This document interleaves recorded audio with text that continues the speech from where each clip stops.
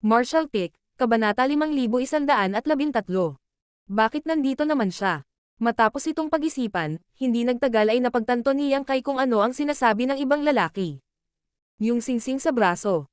Tiyak, alam niyang may singsing sa braso sa kanang braso ni Hiyuan. Pagkatapos ng lahat, siya ay madalas na makipag-ugnayan sa kanya. Bagamat alam ni Yang Kai na ito ay isang artifact na ginawa ng isang human artifact refiner, hindi sumagi sa isip niya na ito ay ginawa ni Wang Zibo. Gaya ng inaasahan, tumanggaw si Wang Zibo. Talaga.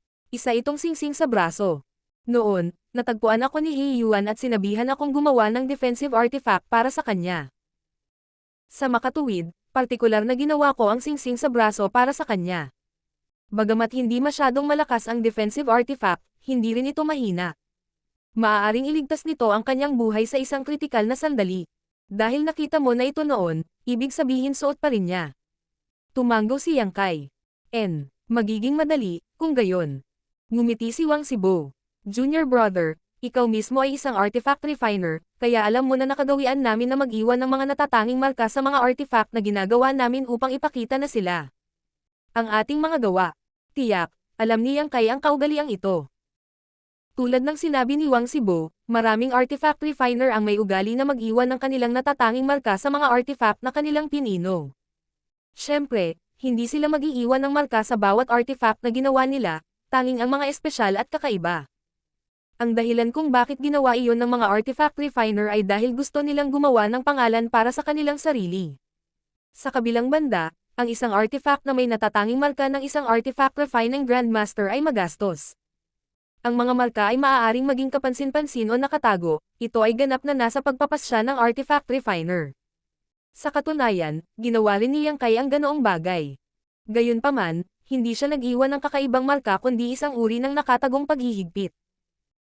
Nag-iwan siya ng gayong paghihigpit sa bawat artifact na kanyang pinino para sa mga feudal lord. Nang makitungo siya kay Zago, inactivate niya ang kaukulang mga paghihigpit, na nakakagambala sa daloy ng enerhiya sa mga artifact sa katawan ni Zago, na naging malutong at walang silbi. Iyon ay kung paano niya nagawang patayin siya sa isang hampas noon. Sa makatuwid, madali niyang naiintindihan ang sinasabi ni Wang Zibo sa sandaling ito. Nag-iwan ka ba ng marka sa singsing ng braso na iyon? Tumanggo si Wang Zibo. Walang alinlangan na mahalaga ang arm ring na ginawa niya para kay Hiyuan, kaya naman nag-iwan siya ng kakaibang marka dito. Maaari akong gumawa ng isang bagay upang matunten ang markang iyon. Marahil ay magbibigay daan ito sa iyo na mahanap si Hiyuan. Gayunpaman, kung siya ay nagtatago sa isang sealed world o kung siya ay masyadong malayo, hindi ito gagana. Kung si Hiyuan ay nagtatago sa isang sealed world, hindi siya matrace dahil ang signal mula sa marka ay hindi matrace sa isang world barrier. Sa kabilang banda, kung siya ay masyadong malayo, sila ay maaaring kumonekta sa marka. Sa sinabi nito, sulit na subukan ito at agad na sinabi ni Yang Kai. Kung ganoon, mangyaring gawin ang iyong makakaya, Senior Brother Wang. Mas mabuti kung samantalahin natin ang pagkakataong ito na patayin si Hiyuan, ngunit kung hindi iyon posible, bumalik na lang tayo sa Inner Sanctum. Tiyak, hindi siya tatanggihan ni Wang Zibo. Gayunpaman, hindi niya malayang nagamit ang kanyang kapangyarihan sa miniature universe ni Yang Kai. Naiwan na walang pagpipilian, si Yang Kai ay makakahanap lang muna ng ligtas na lugar. Sa kabutihang palad, mayroong maraming mga sealed world sa loob ng teritoryo ng Black Ink Clan. Habang ginagawa ni Yang Kai ang kaguluhan, natuklasan niya ang maraming nakatagong portal sa sealed worlds, ngunit wala siyang oras upang galugarin ang mga ito. Kaya naman, hindi mahirap para sa kanya na makahanap ng sealed world ngayon. Isang araw lang ang inabot niya upang mahanap ang isang sealed world, at pagkatapos buksan ang portal, pumasok siya at pinalabas si Wang Zibo mula sa kanyang miniature universe. Inihanda na niya ang lahat ng materyales na kailangan para sa artifact refining. Hindi mahirap gumawa ng tracker, ngunit malamang natatagal pa rin ng ilang araw si Wang Zibo. Kaya pinalaya ni Yang Kai si Wu Xinghe at ang iba pa para maprotektahan nila si Wang Zibo habang hinanap niya ang sealed world para sa anumang potensyal na panganib. Sa paggawa nito, maaari na rin niyang tuklasin ang lugar na ito. Kung mayroon mang kakaibang spirit herbs o profound yin spirit fruits, maaari niyang kunin ang mga ito. Habang ginalugad niya ang sealed world, pinag-isipan ni Yang Kai kung saan nagtatago si Hiyuan. Bagamat maaaring gumawa ng tracker si Wang Zibo, hindi ito magiging kapaki-pakinabang kung masyadong malayo si Hiyuan. Sa makatuwid, kinailangan ni Yang Kai na mag-isip kung nasaan si He Yuan para mas magamit nila ang tracker. Dahil malubhang nasugatan ang kaluluwa ni He Yuan, dapat ay nagpapagaling na siya ngayon. Ang Black Ink Nest ang magiging pinakamahusay na pagpipilian kung gusto ng Black Ink Clansman na magpagaling. Bilang isang Territory Lord, tiyak na kailangan ni He Yuan na pumunta sa isang Territory Lord Black Ink Nest para maayos na gumaling. Gayunpaman, si Yang Kai ay nagdudulot ng bagyo sa Mugwang's Royal Domain, na tina-target ang mid-grade Black Ink Nests. Kaya naman, maaaring walang lakas ng loob si He Yuan na pumasok sa isa. Kung siya ay na-corner ni Yang Kai sa isang Black Ink Nest, siya ay nasa mainit na tubig. Kaya naman, 80% sigurado si Yang Kai na wala si He Yuan sa anumang Black Ink Nest. Naniniwala siya na si He Yuan ay magtatago sa isang rehiyon kung saan nawasak na ang Black Ink Nest ng teritoryo na iyon. Iyon ay dahil wala ng Black Ink Nest sa ganoong lugar. Sa paghusga sa kung ano ang ginagawa ni Yang Kai, hindi na siya muling dumalaw sa ganoong lugar. Kaya, ito ay maituturing na ligtas na zona para sa He Yuan. Baka nagtatago pa siya sa sarili niyang teritoryo para lokohin ang kalaban. Pagkalipas ng ilang araw, bumalik si Yang Kai mula sa kaibuturan ng Sealed World. Walang mahahalagang bagay sa Sealed World na ito. Namili siya ng ilang halamang gamot, ngunit walang mga profound yin spirit fruits. Sa panahong ito, natapos na ni Wang Zibo ang paggawa ng tracker. Nang makita si Yang Kai, ipinasa niya sa kanya ang isang bagay na tila isang compass at ipinaliwanag. Sa tulong ng bagay na ito, makikita mo ang singsing sa braso hanggat nasa loob ito. Dapat mong mahanap si He Yuan kapag nakita mo ang presensya ng arm ring. Nakuha ko. Tumanggo si Yang Kai. Mag-ingat ka, junior brother. Bagamat nang hina si He Yuan, isa pa rin siyang territory lord. Tumakas ka kung hindi mo siya matatalo. Sabi ni Wang Zibo na may pag-aalala. Sumagot si Yang Kai. Huwag kang mag-alala, senior brother.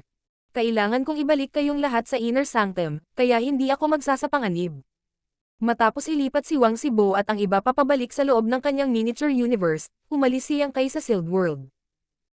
Nang matukoy ang direksyon sa tulong ng kanyang universe chart, dumiretso siya sa teritoryo ni He Yuan. Hawak ni Yang Kai ang compass sa kanyang kamay, at tinitingnan niya ito paminsan-minsan. Gayunpaman, hindi ito nag-react habang nasa daan. Sa tuwing makakasalubong niya ang isang grupo ng Black Ink Clansmen, direkta niyang papatayin silang lahat. Wala kahit isang feudal lord sa mga Black Ink Clansmen na nakatagpo niya, kaya paano nila siya pipigilan? Mukhang tama ang kanyang haka-haka. Ang lahat ng feudal lords ay nagtungo sa kalapit na mid-grade Black Ink Nests upang tumulong at naghintay sa pagdating ni Yang Kai. Sa makatuwid, walang isang feudal lord sa mga Black Ink Clansmen na nagpapatrol. Si Yang Kai ay nagpatuloy sa pagpatay sa susunod na 7 hanggang 8 araw bago siya dumating sa teritoryo ni He Yuan. Dumiretso siya sa sariling teritoryo ni He Yuan, dahil inakala niyang sinusubukan siyang linlangan ni He Yuan sa pamamagitan ng pagtatago sa hindi malamang na lugar para makita niya. Ang lugar na ito ay may katuturan din para kay He Yuan kahit na dito ang kanyang pundasyon. Kung gusto niyang gumaling ng hindi umaasa sa isang Black Ink Nest, ang lugar na ito ang magiging pinakamagandang pagpipilian. Gayunpaman, nang dumating si Yang Kai sa fragment ng universe at tingnan ang compass, napagtanto niya na walang reaksyon. Wala ba si He Yuan dito? Kumunat ang noo ni Yang Kai. Tiyak na may tiwala siya sa bagay na ginawa ni Wang Zibo. Ang compass na ito ay hindi isang komplikadong artifact at si Wang Zibo ay isang artifact refining grandmaster, kaya ang mga item na kanyang pinino ay hindi maaaring maging walang silbi. Dahil hindi nag-react ang compass, iminungkahi nitong wala si He Yuan. Tila mali ang haka-haka ni Yang Kai, kaya nabigo siya. Gayunpaman, dahil nandito na siya, ayaw na niyang bumalik nang walang naabot. Habang sinusulyapan niya ang nabasag na fragment ng universe, na-activate niya ang kapangyarihan ng kanyang dragon vein at umungal. Sa sumunod na sandali, siya ay naging isang dragon na may haba na 30,000 metro. Ang buhay ay hindi naging mapayapa para sa Black Ink Clansmen na naninirahan sa fragment na ito ng universe. Noong ang tao na nagngangalang Yang Kai ay lumitaw bilang isang Great Dragon dati, hindi lang niya winasak ang mid-grade Black Ink Nest at pumatay ng maraming Black Ink Clansmen, ngunit nabasag din niya ang fragment ng universe. Bilang resulta, ang lungsod ay nasira, at maraming mga mapagkukunan sa mga tindahan ang ninakaw. May orihinal na mid-grade Black Ink Nest na patuloy na gumagawa ng Black Ink Strength dito, na siyang pundasyong pinagkakatiwalaan ng Black Ink Clansmen para mabuhay. Ngayong nawasak na ang Black Ink Nest, ang Black Ink Strength sa paligid ng fragment ng universe ay naging thinner at thinner. Matagal na panahon na ang lumipas, ngunit hindi pa rin nakaka-recover ang nasugatang Black Ink Clansmen. May isip na ang natitirang Black Ink Strength ay mawawala ng wala sa oras. Kapag nangyari iyon, lalala lang ang sitwasyon dito. Sa kabilang banda, nawawala si Hiyuan. Sa una, mayroon pa ring ilang mga feudal lord sa lugar na ito, ngunit sila ay umalis kaagad pagkatapos. Mukhang lumabas sila para protektahan ang iba pang mid-grade Black Ink Nests. Ang Black Ink Clansmen na naninirahan sa Universe Fragment ay nangangamba tungkol sa kanilang hinaharap. Bagamat tiniyak sa kanila ng ilang high-grade Clansmen na hindi sila pababayaan ni Hiyuan, at nakukuha siya ng isa pang Black Ink Nest upang muling itayo ang kanilang pundasyon, ang kanilang mga pagsisikap ay hindi nakatulong upang mapawi ang mga takot na ito. Nang ang Black Ink Clansmen sa fragment ng universe ay nawala sa kanilang sariling pagkabalisa, narinig nila ang isang dragon roar na nagmumula sa malayo, at parang pamilyar ito. Ang Black Ink Clansmen ay tumangala at nakita na mayroong isang napakalaking Great Dragon na may gininto ang kinang na bumababa mula sa langit, nanginginig ang ulo nito at pinitik ang buntot nito habang lumalangoy ito patungo sa kanila. Bakit nandito na naman siya? Ang Black Ink Clansmen sa fragment ng universe ay natigilan. Sinasabing ang Great Dragon na ito ay tina-target ang Territory Lord Black Ink Nests, ngunit dahil ang Black Ink Nest sa lugar na ito ay nawasak, bakit siya nandito ngayon? Bago nila malaman ang dahilan, ang Great Dragon ay nasa kanila. Saan man siya pumunta, ang Black Ink Clansmen ay mamamatay. Nang dumating si Yang Kai sa lugar na ito bilang isang Great Dragon dati, hinarap niya ang pagtutol mula sa maraming feudal lord. Gayunpaman, sa pagkakataong ito, ang pinakamakapangyarihang kalaban ay high-grade Black Ink Clansmen lang. Nahaharap sa matinding dragon pressure ni Yang Kai, ang mga Black Ink Clansmen na ito ay sobrang takot na tumakas sa unang tingin, hindi nang ahas na makipagtalo sa kanya. Sinira ng Great Dragon ang lahat ng nakikita na para bang walang ibang tao sa lugar na ito. Habang inilalabas niya ang kanyang Dragon Breath, ang Black Ink Clansmen ay napahiyaw sa takot at sakit. Nang umalis si Yang Kai makalipas ang 2 oras, ang buong universe fragment ay lubusang nabasag. Hindi mabilang na Black Ink Clansmen ang nawalan ng buhay sa panahon ng pagpatay. Tinatayang mahigit 100,000 Black Ink Clansmen ang nasawi. Bagamat walang feudal lord sa kanila, itong high-grade at low-grade Black Ink Clansmen ay bahagi pa rin ng pundasyon ng Black Ink Clan. Ang kanilang pagkamatay ay maaaring makaapekto sa kaligtasan ng Black Ink Clan sa kabuuan. Higit pa rito, ang lahat ng mga mapagkukunan sa lahat ng mga tindahan ay inagaw. Bagamat dati nang nagnakaw si Yang Kai ng ilang tindahan, hindi niya nakuha ang lahat dahil nagmamadali siya. Sa pagkakataong ito, maaari na siyang manakawan ng walang anumang pag-aalala, kaya pinili niya ang Black Ink Clan na malinis. Ang buong universo ay nawasak, at hindi mabilang na Black Ink Clansmen ang namatay. Masasabing lubusang nawasak ang sariling teritoryo ni Hiyuan. Ito marahil ang unang teritoryo ng Territory Lord na ganap na nabura ng isang tao sa kasaysayan. Martial Pick, Kabanata 5114. Nakasuot ng bakal na sapatos habang hinahanap ang isang paa. Sa kasamaang palad, wala si Hiyuan dito. Nasira ang kaluluwa ni Hiyuan, kaya kung mahanap siya ni Yang Kai dito, may kumpiyansa siyang patayin siya. Gayunpaman, ang kawalan ay malawak, kaya't si Yang Kai ay hindi rin sigurado kung saan siya magsisimulang maghanap sa kanya. Gayunpaman, wala siyang magagawa sa puntong ito. Oras na para bumalik siya sa Yinyang Pass. Kasalukuyang kinubkob ng Black Ink Clan's army ang Great Pass, ngunit walang ideya si Yang Kai tungkol sa mga detalye doon. Dahil nakapagdesisyon na siya, dumiretso siya sa Yinyang Pass. Habang nagliliyab ang Space Principles, kumikislap ang kanyang figure. Walang anumang mga hadlang sa daan. Marahil ang mga Black Ink Clansmen ay sobrang takot sa kanya ngayon, kaya hindi sila maglakasloob na gumala. Makalipas ang kalahating araw, nang malapit na siyang umalis sa teritoryo ni Hiyuan at pumasok sa isa pang sakop ng Territory Lord, biglang nanginig ang compass sa kanyang kamay. Bagamat hindi niya nakita si Hiyuan sa kanyang sariling teritoryo, umaasa pa rin si Yang Kai. Marahil ay makakahanap siya ng bakas na magdadala sa kanya sa Hiyuan sa kanyang pagbabalik, kaya itinago niya sa kanyang katauhan ang compass na ginawa ni Wang Zibo sa buong panahon.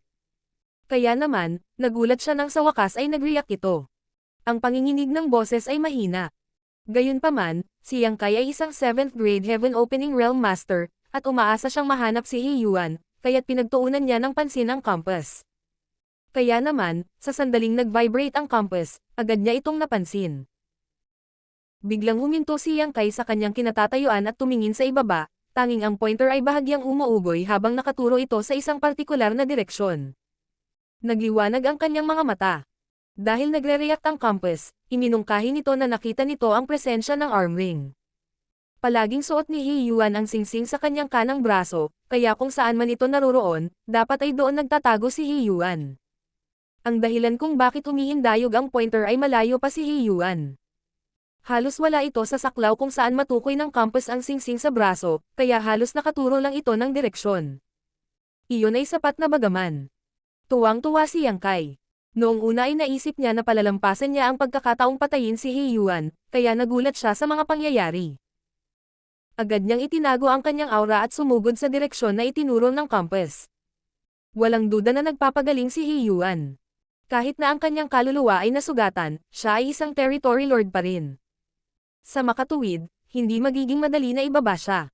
Itinuring ni Yang Kai na ang kanyang pinakamagandang pag-asa ay ang palihim na pag-atake sa kanya. Habang papalapit siya, unti-unting nag-stabilize ang pointer at tuluyang tumigil sa paghindayog. Makalipas ang kalahating araw, nagtago si Yang Kai sa loob ng Black Ink Cloud at tahimik na sinuri ang universe fragment sa kanyang harapan. Napakalaki ng fragment ng universo dahil naiwan ito mula sa nawasak na universe world.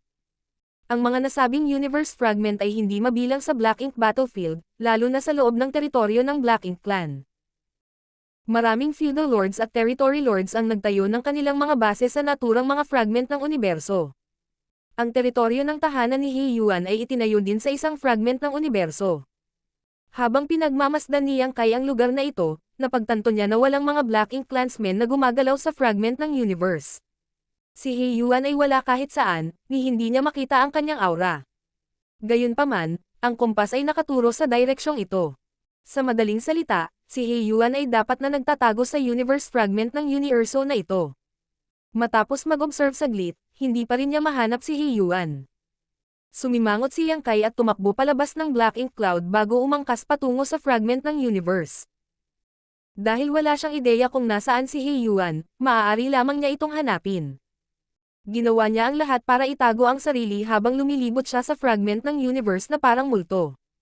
Sa una, nag-aalala si Yang Kai na malantad ang kanyang kinaroroonan. Pagkatapos ng lahat, kahit gaano pa niya kayang itago ang kanyang aura, maaaring makita ni He Yuan ang kanyang presensya sa ganoong kalapit. Gayunpaman, pagkatapos niyang hanapin ang halos lahat ng bahagi ng universe, wala pa ring reaksyon mula kay He Yuan. Noon lang natahimik si Yang Kai. Mukhang nasugatan talaga si He Yuan. Kapag ang isang Black Ink clansman ay nasugatan ng husto, ang pinakamahusay na paraan upang makabawi ay ang pumasok sa isang walang malay na estado. Sa madaling salita, malamang na-hibernate si He Yuan sa isang lugar sa fragment ng universe na ito. Iyon ay magbibigay daan kay Yang Kai na kumilos ng madali. Gayunpaman, pagkatapos suriin ang karamihan sa mga lugar sa fragment ng universe, hindi pa rin niya mahanap si He Yuan. Sa kabutihang palad, dumating ang isang sandali ng isang pahiwatig ng Black Ink Strength ang nakakuha ng kanyang pansin. Sa teritoryo ng Black Ink clan, ang Black Ink Strength ay halos nasa lahat ng dako. Ang ilan sa mga ito ay nabuo pa sa Black Ink Clouds. Sa makatuwid, hindi pinansin ni Yang Kai ang tipak ng Black Ink Strength sa simula. Hanggang sa napagtanto niyang may kakaiba sa partikular na patch ng Black Ink Strength na ito ay nagpasya siyang suriin ito. Pagkaraan ng ilang sandali, napansin niya na ang pinagmulan ng Black Ink Strength ay nasa loob ng universe fragment. Sa madaling salita, si He Yuan ay nagtatago sa loob ng universe fragment. Hindi nakapagtataka na hindi siya mahanap ni Yang Kai kahit na pagkatapos ng mahabang panahon. Sa pag-iisip na iyon, natuntun niya ang Black Ink Strength at hindi nagtagal ay nakahanap siya ng isang kuweba na humantong sa kailaliman ng universe fragment. Habang pinipigilan niya ang kanyang hininga, sumilip si Yang Kai sa kuweba at bumaba ng medyo matagal. Habang lumalalim siya, mas makapal ang Black Ink Strength. Ito ang nagbunsod sa kanya na maniwala na ang kanyang paghatol ay tama. Dumating ang isang sandali nang may nakita siyang liwanag sa kabilang dulo ng kuweba. Mayroong malaking bakanting espasyo sa gitna ng fragment ng universo, at habang tumangala siya, hindi mapigilan ni Yang Kai na ipikit ang kanyang mga mata. Iyon ay dahil mayroong ilang dosenang metro ang taas na Black Ink Nest sa gitna ng fragment ng universe na ito. Katulad ng iba pang Black Ink Nests na nakita ni Yang Kai dati, ang isang ito ay mukhang isang madilim na usbong ng bulaklak at habang humihinga, ang buong Black Ink Nest ay tumibok na parang puso. Nagulat siya na may black ink nest sa lugar na ito. Kailangang malaman ng isa na winasak niya ang black ink nest ni Hiyuan, kaya dapat ay nalante na ang lahat ng mga subnest mula rito. Bakit mayroon pa ring black ink nest dito? Ang tanging posibilidad ay ang black ink nest na ito ay hindi subnest ng Hiyuan's black ink nest, at hindi rin subnest ng alinman sa mid-grade black ink nests na winasak ni Yang Kai. Ito ay maaaring isa pang mid-grade black ink nest. Kung hindi ito posibleng nakaligtas. Gayunpaman, hindi man lang maihahambing ang sukat nito sa low-grade black ink nests. Dapat ay napisa ito ni Hiyuan sa pagmamadali upang matulungan siyang gumaling, kaya wala pa siyang oras para palagwin ito. Habang nakatingin si Yang Kai sa compass, nakaturo ang pointer sa black ink nest. Natagpuan ka. Inimbak ni Yang Kai ang compass at sinuri ang black ink nest sa kanyang harapan. Ang buong black ink nest ay selyado na, kaya imposibleng makalusot siya sa loob ng hindi inaalerto si Hiyuan. Gayunpaman, hindi pa rin nag-react si Hiyuan kahit na napakalapit ni Yang Kai. Mukhang nasa malalim na tulog talaga siya. Huminga ng malalim si Yang Kai at inabot ang kanyang kamay, ipinatawag ang Asher Dragon Spear sa kanyang pagkakahawak. Sa susunod na sandali, baliw niyang itinulak ang kapangyarihan ng kanyang miniature universe. Habang humihiyaw ang isang Golden Crow, isang Great Sun ang lumukso mula sa likod ni Yang Kai. Inayos ang Great Sun sa dulo ng kanyang sibat, inihagis niya ito patungo sa Black Ink Nest. Kasabay nito, ang Space Principles ay sumiklab, na nagiging malapot ang lokal na espasyo, na nagbigay kay Hiyuan ng pagkakataong tumakas. Sa ilalim ng Great Sun, natangay ang ilang dosenang metrong taas na Black Ink Nest. Sa sandaling iyon, isang dagandong na may bakas ng galit ang umalangaw-ngaw sa buong kalawakan. Sa sumunod na sandali, isang gintong liwanag ang sumilaw sa mga mata ni Yang Kai nang lumitaw ang isang hugis singsing na light shield at hamarang sa kanyang pag-atake. Iyon ang singsing sa braso na pino ni Wang Zibo. Matagal nang napagtanto ni Yang Kai na ang arm ring ay isang defensive artifact na isinuot ni Hiyuan sa kanyang kanang braso. Bagamat siya ay mahimbing na natutulog, siya, bilang isang territory lord, ay likas na tumugon sa panganib sa sandaling inilunsad ni Yang Kai ang pag-atake at ang kalasag ng arm ring ay agad na naisaaktibo. Si Wang Zibo ay isang artifact refining grandmaster, kaya ang defensive artifact na may kakaibang marka na personal niyang pinino ay tiyak na hindi magiging mahina pagdating sa pagtatanggol nito. Gayunpaman, hindi rin ito sapat upang makayanan ang pag-atake ni Yang Kai. Kung tutusin, mas malakas siya kaysa sa karaniwang 7th grade master. Higit pa rito, ang Golden Crow Casting Sun ay isang divine manifestation, kaya ang ordinaryong secret technique ay hindi maihahambing dito. Sa ilalim ng Great Sun, nabasag ang gininto ang depensa at direktang itinutok ni Yang Kai ang kanyang Asher Dragon Spear patungo sa dibdib ni Hiyuan. Inaasahan na si Hiyuan ay nasa isang kakilakilabot na mood habang siya ay nahaharap sa gayong pag-atake pagkatapos niyang magising. Habang pumuputok ang kanyang kapangyarihan, pilit niyang inilabas ang kanyang kamao. Sa isang iglap, nabasag ang lupa at lumipad ang mga bato sa paligid.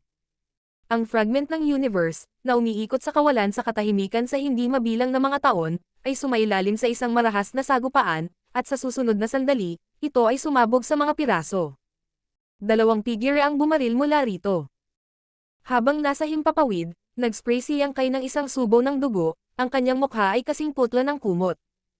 Halos hindi na niya makayanan ang buong pag-atake ni Hiyuan. Nabali ang ilan sa kanyang mga tadyang at ang kanyang 5 viscera at 6 na organo ay pumipintig. Katulad ng sinabi ni Wang Zibo, kahit nang hina si Hiyuan, isa pa rin siyang territory lord. Pinatatag ni Yang Kai ang kanyang sarili at itinaas ang kanyang tingin, para lamang makita na si Hiyuan ay mukhang galit na galit. May bakas ng pagtataka sa likod ng kanyang mga mata, dahil maliwanag na hindi pa niya naiisip kung ano ang nangyayari. Ang singsing ng braso sa kanyang kanang braso ay naging malabo na may mga bitik ang kabuuan nito. Karamihan sa espiritualidad nito ay nawala. Dahil lamang sa singsing sa braso na ito na hamarang sa Golden Crow Casting Sun ni Yang Kai sa kritikal na sandali kaya naligtas ang kanyang buhay. Kung hindi, maaaring napatay siya ni Yang Kai sa palihim na pag-atake na iyon. Ganun pa man, patuloy pa rin ang pag-agos ng dugo mula sa kanyang dibdib sa mga sandaling ito dahil masakit pa rin sa kanya ang suntok. Makalipas ang ilang sandali, nalaman ni Hiyuan kung ano ang nangyayari. Nang tumangala siya at inaalam ang taong naglunsad ng palihim na pag-atake sa kanya, sinabi niya habang nakapikit ang mga ngipin. Ikaw pala. Iniluwan ni Yang Kai ang dugo sa kanyang bibig at nginisyan. Ang swerte mo. Dahil sa arm ring na ginawa ni Wang Zibo para kay Hiyuan kaya nahanap ni Yang Kai si Hiyuan. Gayunpaman, dahil din sa singsing sa braso kaya naging hindi epektibo ang kanyang welga. Ang kanyang tagumpay at kabiguan ay dahil kay Wang Zibo. Sa sinabi nito, natagpuan na niya si He Yuan kahit papaano, at kasisimula pa lang ng labanan. Paano mo nalaman na nandito ako? Si He Yuan ay parehong nagulat at nabigla dahil hindi niya ito moari. Ang kawalan ay malawak, at siya ay nagtatago sa loob ng isang walang laman na fragment ng universo upang magpagaling. Paano siya natuklasan ni Yang Kai? Kailangang malaman ng isa na random niyang pinili ang lugar na ito upang manirahan pansamantala. Walang ibang nakakaalam sa kanyang kinaroroonan. Sa kabila noon, tumpak pa rin siyang nahanap ni Yang Kai at naglunsad ng palihim na pag-atake sa kanya, na hindi maisip. Mahirap bang hanapin ka? Ngumisi si Yang Kai habang hawak niya ang kanyang sibat. Naaamoy ko ang baho na nagmumula sa iyong katawan kahit na bilyon-bilyong kilometro ang agwat natin. Kaya, huwag mo nang isipin na magtago sa akin. Kung nasaan ka man, mahahanap kita at mapapatay. Marshall Pick, Kabanata 5115. Hindi ka makatakas. Nagdilim ang ekspresyon ng mukha ni He Yuan. Sa tingin mo ba kaya mo itong gawin? Malalaman mo sa lalong madaling panahon kung kaya ko o hindi. Ngumuso si Yang Kai, mukhang masigla habang itinutok ang kanyang sibat sa kanyang kalaban. Huwag mo nang isipin na tumakas, dahil sa araw na ito, mamatay ka, o mamatay ako, walang pangatlong posibilidad. Tumakbo. Galit na galit si He Yuan kaya nagsimula siyang tumawa habang tumataas ang kanyang Territory Lord Aura. Umikot ang Black Ink Strength sa kanyang matipunong figure habang umuungal. Napakalakas ng loob ng isang walang kwentang langgam na tulad mo na hamanin ang Panginoong ito. Hinahabol mo si kamatayan. Habang pumutok ang kanyang nakakatakot na presyon, nagsimulang lumiko ang espasyo. Sa ilalim ng impluwensya ng kanyang galit, lumawak ang matatag na figure ni He Yuan at naging mas nakakatakot. Nakatayo sa harap ni He Yuan, napakaliit ni Yang Kai na para bang isa lang talaga siyang langgam. Sa susunod na sandali, isang malaking kamao ang dumating kay Yang Kai. Nahaharap sa gayong kahangahangang pag-atake, si Yang Kai ay hindi naging mas solemna, dahil saan man pumunta ang kamao, ang espasyo ay mababasag. Ipinakita nito kung gaano kalakas ang isang Territory Lord, at ang sitwasyon ay medyo hindi katulad ng naisip ni Yang Kai. Ang pinsala sa kaluluwa ni He Yuan ay tila hindi nakaapekto sa kanyang lakas. Ang katotohanan ito ay nagulat kay Yang Kai, ngunit wala siyang oras upang pag-isipan ito. Sa pagharap sa suntok ni He Yuan, hindi siya nagdalawang isip na takpan ang kanyang sarili ng sibat at sumugod patungo sa kanyang kalaban. Habang inilalagay niya ang kanyang 7th grade Heaven Opening Realm World Force sa Asher Dragon Spear, determinado siyang tusukin ang anumang nasa harapan niya. Habang nagsasagupaan ang mga marahas na puwersa, naramdaman niyang kay ang napakalaking kapangyarihan na dumaloy sa kanyang figure. Halos mawalan siya ng hawak sa kanyang sibat dahil ang puwersa ay madaling nabasag ang lahat ng kanyang mga depensa, dahilan upang makakita siya ng mga bituin habang siya ay pinalipad paatras habang nagsasaboy ng isang subo ng dugo sa hangin. Kung hindi dahil sa kanya ang World Trees clone, ang kanyang miniature universe ay nabaligtad dahil sa isang pag-atake na ito. Kapag ang miniature universe ng isang cultivator ay nayanig, ang kanyang kapangyarihan ay hihina ng husto. Kapag nangyari iyon, ang kanyang buhay o kamatayan ay kontrolado ng kanyang kalaban. Sa kabila ng katotohanan na ang miniature universe ni Yang Kai ay matatag, hindi niya kayang bawiin ang agwat sa pagitan ng kanilang mga kapangyarihan. Isang walang humpay na He Yuan ang determinado na hulihin si Yang Kai at sumugod sa harap, muling ibinato ang kanyang kamao. Itinaas ni Yang Kai ang kanyang sibat upang harangin ang pag-atake, ngunit ang kanyang pagtatangka ay walang saysay at siya ay pinaalis muli. Hong hong hong. Isang marahas na puwersa ang tumawid sa kawalan sa bawat pag-atake na inilunsad ni He Yuan. Sa kabila ng pagiging mapanghamon, si Yang Kai ay walang kapangyarihan na maka-counterattack, na para bang isa lang siyang sandbag. Ilang sandali pa, napuno na siya ng dugo, mukhang bagbog na bagbog. Nataman muli ng kamao ni He Yuan, lumipad palabas si Yang Kai ng ilang daang kilometro at bumagsak sa isang fragment ng universo at nanatili doon, hindi gumagalaw. Lumakad si He Yuan patungo kay Yang Kai, at sa bawat hakbang niya, tumawid siya ng ilang dosenang kilometro. Ilang sandali lang ay naabot niya si Yang Kai, at habang nakatingin siya sa kanya, nagsalita siya sa napakalakas na boses na umalangaw-ngaw sa kawalan. Nawalan ka na ba ng pag-asa, langgam? Huwag kang mag-alala. Hindi kita papatayin, dahil kapaki-pakinabang ka pa rin sa Royal Lord. Noong una ay wala akong ideya kung saan kita hahanapin, ngunit dahil naihatid mo na ang iyong sarili sa akin, hindi na kita pakakawalan. Nang matapos ang kanyang mga salita, inilahad niya ang kanyang kamay kay Yang Kai. Tigilan mo na ang walang hiyang pagmamayabang. Medyo ni Yang Kai habang tuwid na nakatayo ng walang babala, ang dugo sa kanyang mukha ay nagbibigay sa kanya ng kahindik-hindik na tingin. Sa palagay mo ba ay hindi ko na kayang lumaban? Sinusubukan ko lang na alamin ang agwat sa pagitan ng aming mga lakas. Habang nagsasalita siya, nahawakan siya ni Hiyuan. Si Yang Kai ay naipit sa malaking kamay, at pinigilan ng makapal na black ink strength. Alam na si Yang Kai ay isang master sa Dao of Space, tiniyak ni Hiyuan na hindi makakatakas ang kanyang kalaban. Ang kalmadong ekspresyon sa mukha ni Yang Kai ay lalong nagdulot ng galit kay Hiyuan at mas pinalakas niya ang kanyang pagkakahawak, na nagresulta sa mga tunog ng pagbitak ng mga buto. Binuhat niya si Yang Kai at malungkot na sinabi. Natiyak mo na ba ang pagitan natin ngayon? Bumantong hininga si Yang Kai. At hindi ka kasing lakas ng inaakala ko. Ngayon sino ang nagyayabang ng walang kahihiyan? Ungol ni Hiyuan. Nasa kamay na kita ngayon. Pwede kitang pigain hanggang mamatay kung gusto ko. Ngumisi lang si Yang Kai sa kanya, at sa sumunod na sandali, isang invisible force ang namuo at tumusok sa noo ni Hiyuan. Naramdaman ng isang walang pag-aalinlangan na Hiyuan na may tumagos sa kanyang ulo. Agad siyang napangiwi sa matinding sakit, na naging dahilan ng kanyang paguntog at pagdaing sa hapdi. Si Yang Kai, na nasa harap niya mismo, ay hinawakan ang kanyang sibat at sinaksak ito sa kaliwang mata ni Hiyuan, direktang sinira ito. Bumulwak ang black ink strength at maitim na dugo mula sa walang laman na eye socket at tininang itim si Yang Kai. Lalong umungol si Hiyuan habang paatras siya.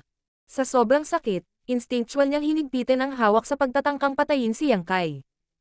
Tiyak, hindi hahayaan ni Yang Kai na mangyari iyon. Habang umuungal, nag-transform siya bilang isang 30,000 metro ang haba ng napakalaking nilalang at walang kahirap-hirap na kumawala sa pagkakahawak ni Hiyuan. Sumunod na direktang hinampas ni Yang Kai si Hiyuan ng kanyang dragon tail at pinalipad siya palayo na parang arrow. Nahirapan lamang na patatagin ni Hiyuan ang sarili matapos lumipad sa ilang libong kilometro. Habang tinatakpan niya ng isang kamay ang nasugatan niyang mata, may malungkot na ekspresyon, maitim na dugo ang dumadaloy sa pagitan ng mga daliri niya. Si Yang Kai ay bumalik sa kanyang anyong tao, at habang hawak ang Asher Dragon Spear, siya ay lumakad patungo kay Hiyuan.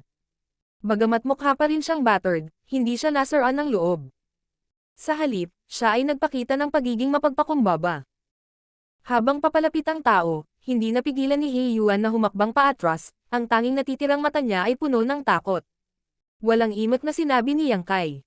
Sa tingin mo ba maaari mo akong takutin sa pamamagitan lamang ng pagpapakita ng iyong lakas? Ang ganitong pagpapakita ay nagpapatunay lamang kung gaano ka kaina. Sa tingin ko mahirap talagang pagalingin ang pinsala sa iyong kaluluwa.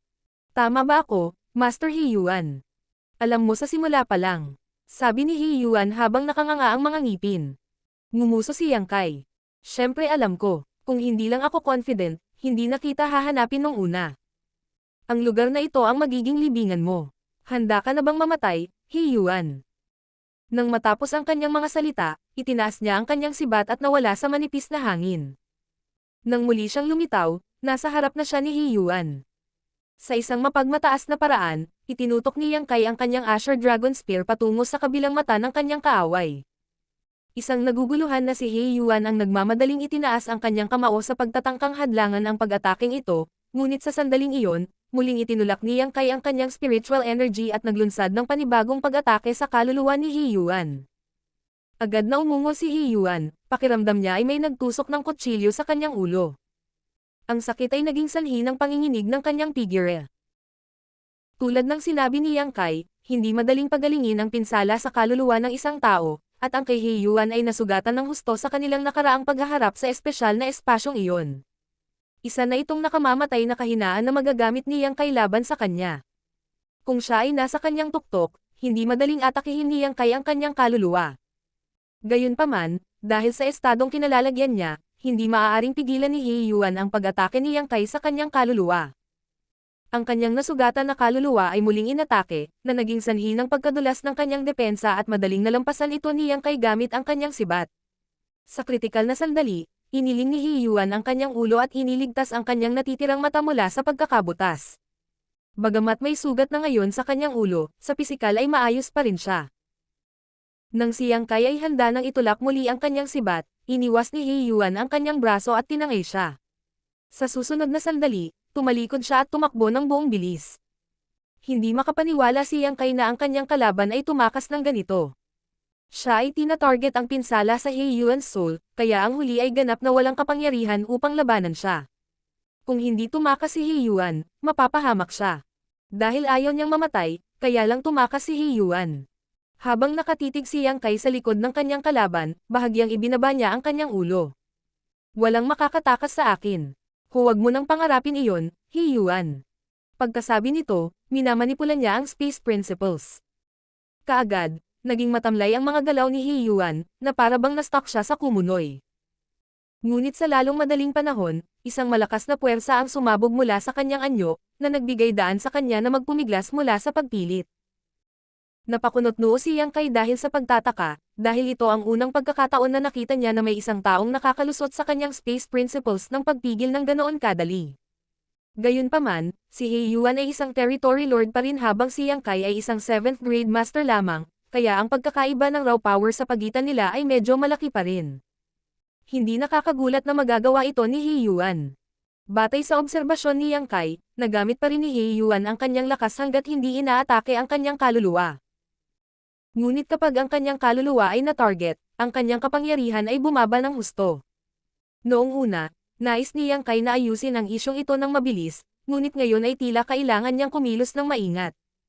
Nakakatakot kung naging desperado si Heiyuan at todo-todo laban sa kanya nang hindi inaalagaan ang sarili niyang buhay.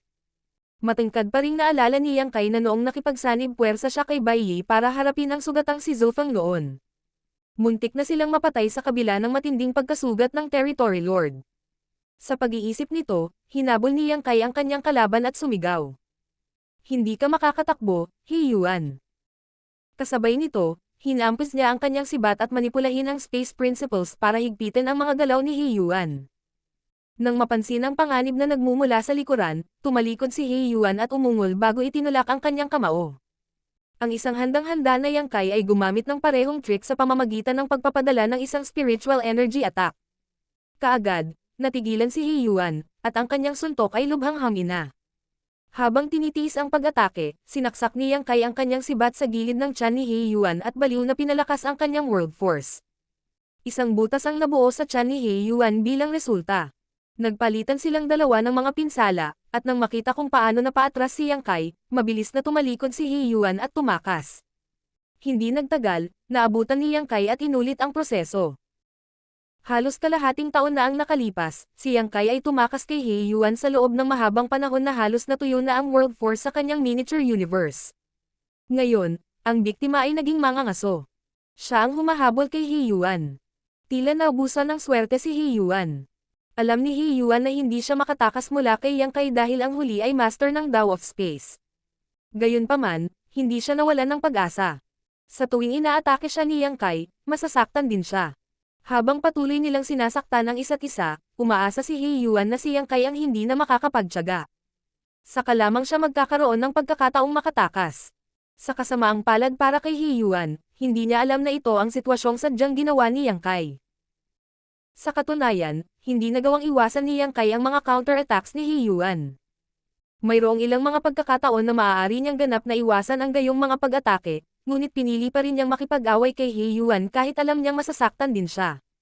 Martial Pick, Kabanata 5116. Bakit ka nandito? Nais ni Yang Kai na bigyan ang biktima sa kanyang harapan ng ilusyon na maaari pa siyang mabuhay at makatakas. Ang paglilinang ni Yang Kai ay maaaring hindi kasing taas ng kay Heiyuan, ngunit sa mga tuntunin ng mga kakayahan sa pagpapanumbalik, si Heiyuan ay mas mababa sa kanya. Ang mga pinsala sa pangangalakal ay naglagay kay Yang Kai sa isang kalamangan.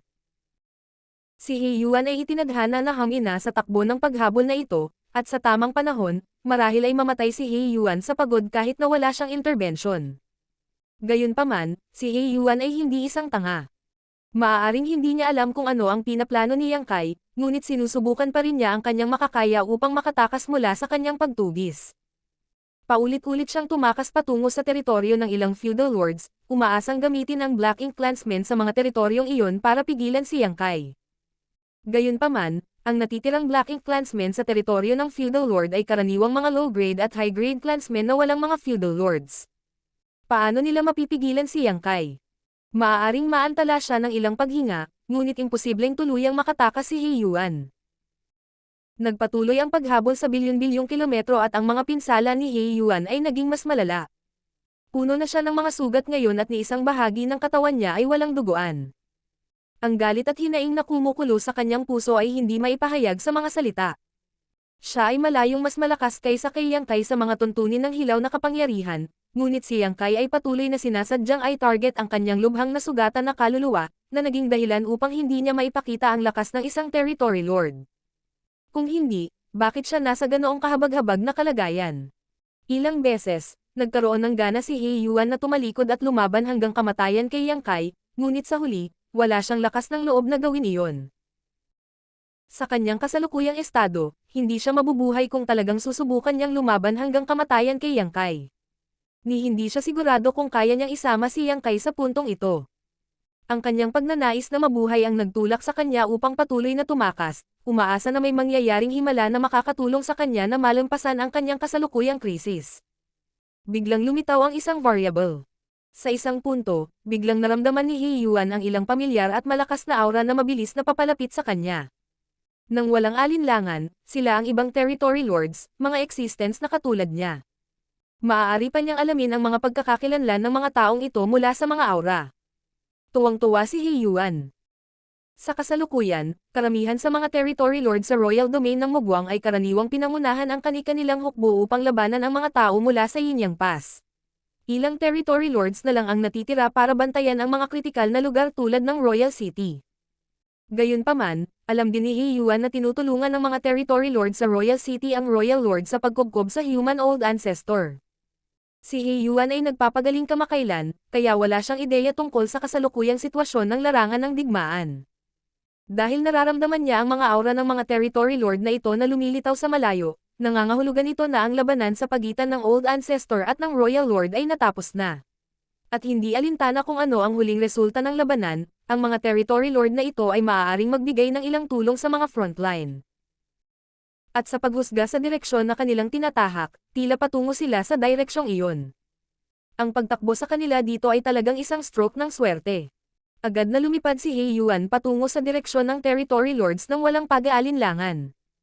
Hanggat nakipagkita siya sa kanila, si Yang Kai, na humahabol sa kanya, ay tiyak na kailangang kumilos ng maingat. Maaari pa nga siyang makipagtulungan sa iba pang territory lords at humanap ng paraan para mahuli si Yang Kai. Sa tulong nila, kahit na si Yang Kai ay bihasa sa Dao of Space, maaaring hindi siya makatakas. Sa sandaling ito, hindi maiwasan ni Heyuan na maalala ang isang kasabihang ipinasa sa human race, bawat ulap ay may pilak na linang. Ngunit sa sandaling iyon, biglang lumitaw sa kanyang paningin ang isang maliit na figure. Biglang nakaramdam ng lamig si Heyuan, para siyang na-freeze. Nang maramdaman ni Heyuan ang mga aura ng mga territory lord na ito, napansin din sila ni Yang Kai. Kahit sa malayo, ang napakalaking aura ng mga territory lord na ito ay kasing linaw ng maliwanag na buwan sa kalangitan sa gabi. Agad na nabalisa si Yang Kai. Siya ay orihinal na nagplano na dahan-daang ubusin si Heyuan hanggang sa mamatay dahil, gaano man ito mahina, ang huli ay isang territory lord pa rin. Kung mapipilitin siya sa isang sulok, walang ideya si Yang Kai kung anong uri ng mga pamamaraan ang maaaring ilabas ni Heyuan sa desperasyon. Gayunpaman, ang biglaang pagpapakita ng iba pang mga territory lords ay ganap na naglaho sa kanyang mga plano. Nararamdaman niya sina Mie Qiyong at Qing Lei sa mga aura na ito, at bukod sa dalawang iyon, naramdaman din niya ang aura ng isa pang hindi pamilyar na territory lord. Sa madaling salita, may 3 territory lord sa unahan. Ano ang ginagawa nila dito?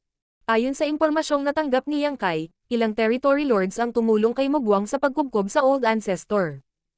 Iyon ang dahilan kung bakit, nang masugatan niya ng husto ang kaluluwa ni Heyuan, si Yang Kai ay nakapagpatuloy ng malayang pagkilos sa loob ng teritoryo ng Black Ink Clan. Pagkatapos ng lahat, walang ibang territory lord na naruroon upang pigilan siya. Ngunit ngayon, 3 sa kanila ang biglang lumitaw. Natapos na ba ang labanan sa pagitan ng Old Ancestor at ng Royal Lord? Sino nanalo? Wala nang oras si Yang Kai para pag-isipan pa ito dahil saglit lang siyang nag-alinlangan bago agad na isinaaktibo ang kanyang space principles at naglahong parang multo. Sa susunod na sandali na nagpakita siya, hindi siya masyadong malayo kay Heyuan. Agad niyang manipulahin ang lokal na space principles para selyuhan ang nakapalibot na espasyo at ilabas ang kanyang Asher Dragon Spear.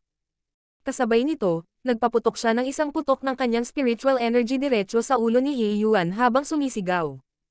He Yuan, magdusa ka ng kamatayan. Ang tatlong territory lords ay medyo malayo pa, kaya naisip ni Yang Kai na mayroon pa siyang sapat na oras upang makatakas matapos patayin si He Yuan.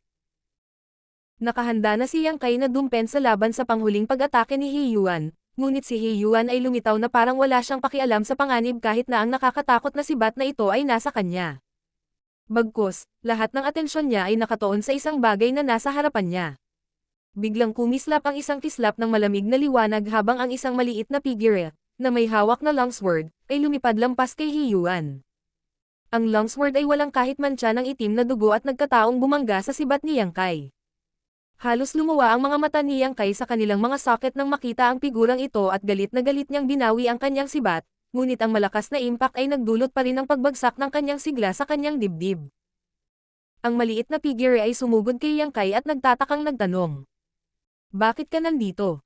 Natigilan din si Yang Kai habang nagtanong sa natulalang boses. Old Ancestor. Hindi niya inaasahan na makakatakas siya sa Yin Yang Pass Old Ancestor dito. Nagtataka si Yang Kai tungkol sa labanan sa pagitan ng Old Ancestor at ng Royal Lord nang maramdaman niya ang aura ni Mie Qiyong at ng iba pang territory lords sa unahan. Gayunpaman, hindi sumagi sa kanyang isipan na ang Old Ancestor ay biglang susulpot sa kanyang harapan sa susunod na sandali. Ibig sabihin ba nito na ang Old Ancestor ay nakikipaglaban kay Mugwang sa loob ng isang buong kalahating taon? Kagilahil alas. Gayunpaman, malinaw na hindi ngayon ang oras upang gunitain ang mga bagay na iyon. Ang tatlong territory lords sa likod ng Old Ancestor ay walang humpay na humahabol sa kanya at malapit nang makarating dito. Kaya, pagkatapos magtanong ng Old Ancestor, tinipon niya ang kanyang world force, binalot dito si Yang Kai, at sumigaw. Umalis muna tayo dito. Pinapahintulutan lamang ni Yang Kai ang kanyang sarili na kalagkarin ng Old Ancestor, na lumilipad pasulong na kasing bilis ng kidlat. Habang tumatakas, mabilis siyang lumingon sa likod at nakita ang malaking katawan ni He Yuan na bumagsak sa hindi mabilang na piraso ng biglaan. Tila, sa maikling sandali na dumaan sa kanya ang Old Ancestor, walang awa niyang inatake siya. Nasa huling paan na si He Yuan at wala ng lakas para salakayin ang isang Old Ancestor. Isang kargada ang naalis sa isip ni Yang Kai nang makita niya ito. Maaaring hindi namatay si He Yuan sa kanyang mga kamay, ngunit sa huli ay hindi siya nakatakas. Di ba sabi ko sa'yo makipagkita ka sa army? Bakit nandito ka pa? Tanong ng Old Ancestor habang inaakay niya si Yang Kai palayo. Magalang na tumugon si Yang Kai. Ang hukbo ni Mugwang ay lumipat upang makipag-ugnayan sa army mula sa Yin Yang Pass. Noong una, hinaharangan ako ng malaking hukbo, kaya nahirapan akong makalusot ng mag-isa. Hindi ako nakasama sa iba. Mamaya, may nangyari, kaya nanatili ako rito. Maaaring bata ka pa, ngunit ang iyong tapang ay hindi maliit. Walang pakialam na sabi ng Old Ancestor. Sino ang nakakaalam kung nililibak siya nito o pinupuri siya? Bigla siyang nagtanong. Ikaw ba ang nanakit sa lalaking iyon? He Yuan. Tumanggo si Yang Kai. Oo, ako iyon. Hindi katakataka na wala siyang anumang lakas upang labanan ang aking pag-atake. Agad na naunawaan ng Old Ancestor. Kung siya ay nasa kanyang tuktok, maaaring hindi ko siya mapatay sa aking kasalukuyang kalagayan. Natigilan si Yang Kai pagkatapos marinig ito at agad na tiningnan ng malapitan ang mukha ng Old Ancestor. Nasugatan ka ba? Ang Old Ancestor ay malungkot na tumanggo. Ang aking mga sugat ay hindi magaan. Ngunit sa sumunod na sandali, bigla siyang ngumisi. Huwag kang mag-alala, mas malala pa ang mga sugat ng matandang babaeng na iyon, kasalukuyan siyang walang malay sa loob ng kanyang black ink nest. Nayanig ang puso ni Yang Kai. Alam niyang ang matandang babae na tinutukoy niya ay si Mugwang. Pareho silang nag-away ng hindi mabilang na beses mula nang sila ang manguna sa war zone na ito, kaya nagkaroon na ng malalim na alitan sa pagitan ng dalawa. Parehong Supreme Masters ng kani-kanilang lahi at palagi silang pare-pareho sa isa't isa. Dahil ang Old Ancestor ay dumanas ng mabibigat na pinsala, si Mugwang ay hindi rin magiging mabuti. Kung hindi, hindi lang ang mga territory lord na ito ang humahabol sa Old Ancestor. Kanina lang, nagtataka si Yang Kai kung bakit ang isang tulad ng Old Ancestor ay hinahabol pa ng ilang territory lords, ngunit ngayon alam na niya ang sagot. Tila, ang kanyang mga pinsala ay medyo malubha. Gayunpaman, may isang bagay na pumukaw sa pagkamausisan ni Yang Kai. Old Ancestor, ang mga territory lord na iyon ay mukhang hindi man lang nasaktan. Ang Old Ancestor ay napaawang ang kanyang mga labi. Ang mga duwag na ito ay paikot-ikot lang sa likuran habang nakikipag-away ako sa matandang babae na iyon. Wala silang lakas ng loob na makialam, kaya bakit sila masusugatan? Gayunpaman, nang malagpasan ko ang pagkubkob, napatay ko ang isa sa kanila. Kung hindi, ang humahabol sa akin ay 4 na territory lords. Hey, ang ganda-ganda ko, di ba? Pagkasabi nito, kamandat pa siya kay Yang Kai. Sa sandaling iyon, si Yang Kai ay hindi manatiling kalmado at ang mga sulok ng kanyang bibig ay kumaibot habang siya ay nagpupuri. Ang Old Ancestor ay talagang napakaganda at kahanga-hanga, ang iyong lakas ay walang hangganan. Ang Old Ancestor ay tila natuwa nang marinig ang papuri, gaano man ito halatang pilit. Gayunpaman, mabilis na inayos ang sarili, tinanong niya. Nagtataka ako, paano mo nasugatan ang isang territory lord hanggang sa puntong maaari mo siyang habulin? Nasa 7th grade ka lang di ba? Kung ang lahat ng 7th grade Heaven Opening Realm Masters ay napakalakas, matagal nang nalipol ang Black Ink Clan. Ipinaliwanag ni Yang Kai. Si He Yuan ay naghukay ng sarili niyang libingan.